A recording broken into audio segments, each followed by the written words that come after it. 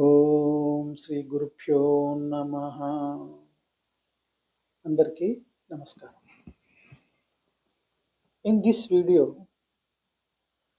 we will discuss about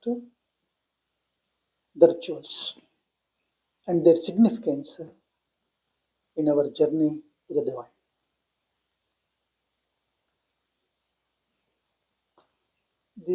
Normally, in any tradition in the world, we worship God in the ways taught to us by our culture and family and traditions. Normally, these rituals are meant to fulfill our desires. They say, do this, get that. Normally, this is the pattern in the rituals. So, based on this, all the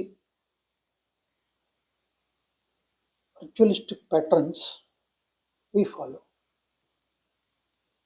But there is nothing wrong in following the rituals prescribed in scriptures and tradition and fulfilling our desires. But there is another dimension to this kind of rituals. In fact, Upanishads have brought a revolution, a completely new dimension to the rituals. In the sense,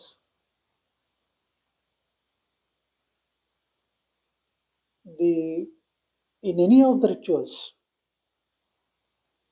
there is no mention about the consciousness and the transformation.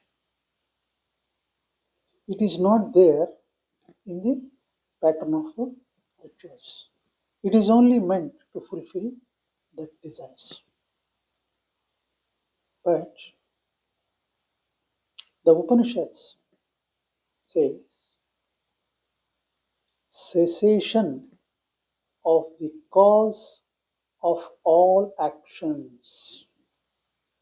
Cessation of the cause of all actions is invocation. It means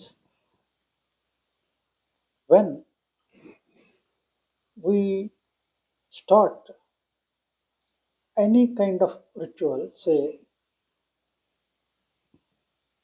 any homam, any yajnam, any puja, any worship, anywhere, first we invite the deities, the concerned deities. It's an invocation, ahvana. We invite them. So unless we invite them, how can we pray and surrender to the deities? So first invocation we invite in any ritualistic pattern. But the Upanishad says cessation of the cause of all actions is invocation. This is the higher dimension of what Upanishads teaching. How can you invite and invoke the Almighty is by purifying your heart. When you purify your heart, as at present, our misery is all concerned with frustration of our desires. What is misery? Frustration of our desires. Whatever we wanted, it could not be achieved or fulfilled. So that is our frustration. So desire is the basis for all our doings. So they say cessation of the cause of all actions is invocation. Don't have any desire. Without any desire in your heart, how is it possible? By purifying the heart. So, how can you purify the heart? You can purify the heart by the following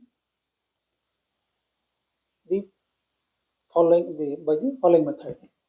How is it? Means, see, you examine the desire. What is desire which is causing you frustration, which is not fulfilled? So whatever it is not in the present. The desire is always in the future. I want to become that, I want to become this, I want to achieve that, I want to achieve this. So all these things. So the desire is always in the future. So to fulfill that desire, you perform the rituals. Here, when the cessation, that means when you stop desiring anything for the future, and when you want only godliness, only God. So, in that process of evolution to the higher dimensions in the consciousness, whatever is coming in the way, I mean to say the frustrations, the bondages, the desire, the attachments, whatever you have, they all get purified, they all get transformed. How? You go to the root cause of the desire, and then you come to know the futility of it, even if it is fulfilled. Because one desire is fulfilled, then again another desire arises. So, this is like a horizon. You go on fulfilling your desires, again you come to the same stage of desire. So, when you realize this truth, that there is no end to the desires, normally and automatically your heart gets purified.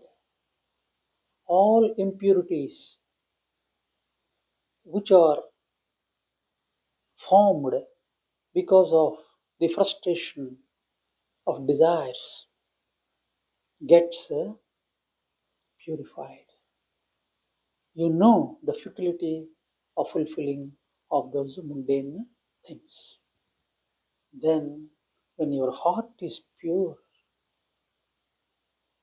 when your heart is full of devotion, when you feel grateful for all what God has done and God has given to you so far, you become enlightened. You become God Himself. God manifests in that pure heart. When it happens, then the peace, the joy, they dwell in your heart and in your consciousness. So, and this is the ultimate state of the spirituality. So, rituals we can continue for some time or for certain period. But once you realize the futility of that, automatically that habitual pattern gets dropped and you settle in that godliness after due transformation of your consciousness. Thank you.